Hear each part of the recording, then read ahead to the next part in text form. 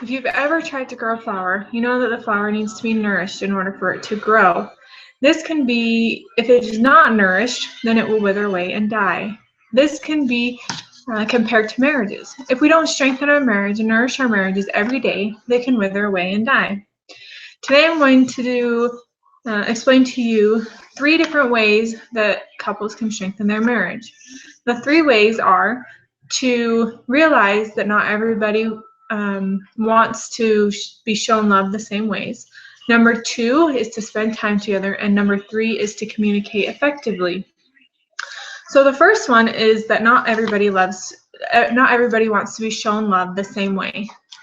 This book, The 5 Love Languages by Gary Chapman, breaks up into 5 categories, different ways that people like to be shown love.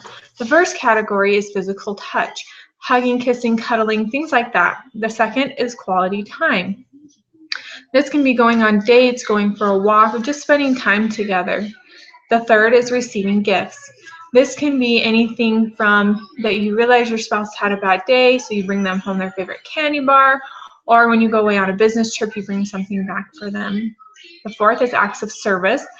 This can be anything that they normally do on their own. It could be cleaning the house or cooking dinner.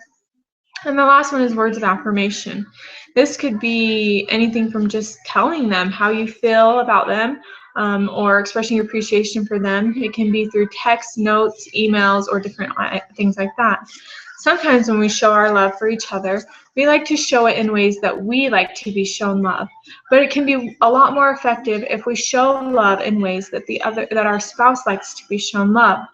You can find out your love language and your spouse's love language by going on to the 5lovelanguages.com and taking their quiz. That'll help you to figure out what your love language is and your spouse's love language, so you can strengthen your marriage by showing your spouse love in the way that he or she is most receptive to it.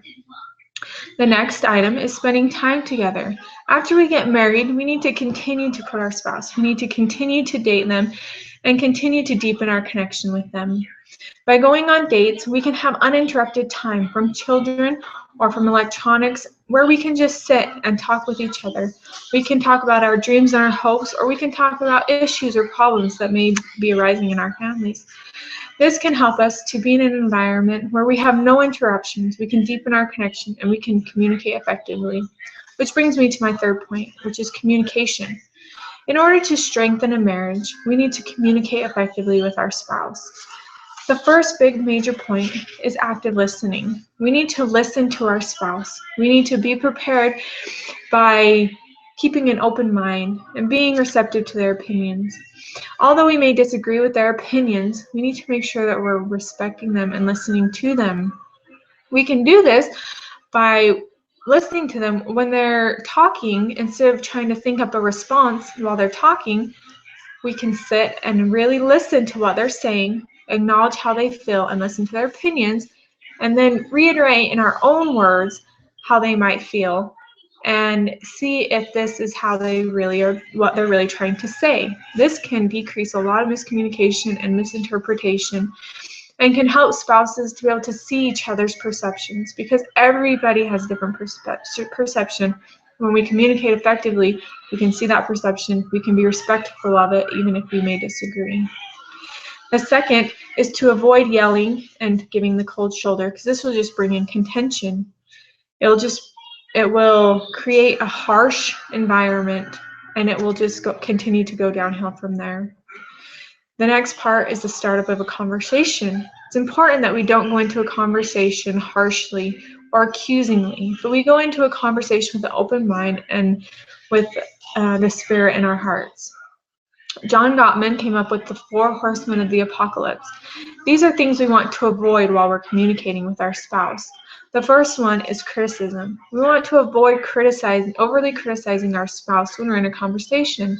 This will make them defensive, which is where we refuse to accept responsibility, which is the second horseman of the apocalypse. And then the third one is contempt, where we look down on the other person and we ridicule them instead of uplifting them. When we do this, our spouse may not want to come and talk to us anymore. They may back away and think that they don't need to talk to us anymore. And the last one is stonewalling, where we withdraw from our spouse and we refuse to connect emotionally with them.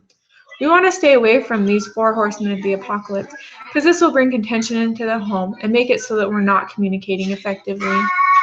Family councils can be a great way where we can invite the environment of love to each other and where we can have a place where people can express their opinions, we can have the Spirit with us, and we can express appreciation for each other. It'll give everyone a non-judgmental chance of being able to communicate with each other and make decisions. In conclusion, there are many ways that couples can strengthen their marriage, and I just mentioned a few. And Russell M. Nelson said, marriages would be happier if nurtured more carefully. Thank you.